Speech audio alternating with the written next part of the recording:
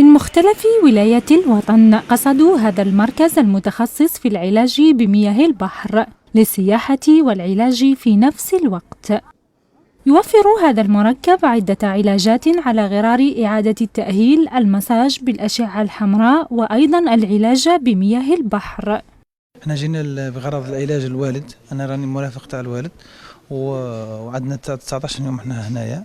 يعني في الفتره الصباحيه عندنا علاج عن طريق المساج، وفي الفتره المسائيه لابيسين، وفي الليل عندنا احياء يقوم بحفلات وكل امور هنا في داخله في النشاطات الترفيهيه للمركز. جيت هنا المره الثانيه لطلاسو، جيت ندير في ليسوان والعلاج. اول حاجه نشكر المديره اللي جات عام الفات في جوان، وكان جات روتار، كان شويه ناقص، اما العام هذا ما شاء الله في الاكل في ليسوان في كل شيء.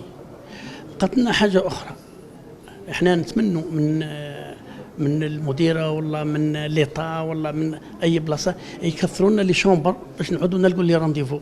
احنا هذه رانا تعبين فيها بزاف.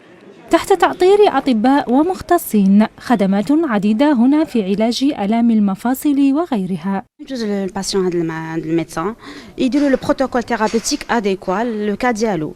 Bon, احنا عندنا plusieurs soins. عندنا les soins avec l'eau de mer, c'est la balnéothérapie. عندنا les soins physiques, c'est la physiothérapie. فيها عندنا plusieurs matériels, les ultrasons, les infrarouges, les électros, etc. وعندنا هنايا c'est la salle de rééducation fonctionnelle pour les pathologies qui nécessitent une rééducation fonctionnelle. عندنا aussi la prise en charge psychologique des patients, un psychologue. D'ailleurs même endroit راهو le centre في un endroit اللي ياخذ بعين الاعتبار الحاله النفسيه تاع الانسان باسكو سي ايغي قدام البحر. Donc هنا on fait de la rééducation fonctionnelle, tout ce qui est remise en forme et avec l'eau thermale. Donc on reçoit plusieurs pathologies et on leur fait une rééducation fonctionnelle.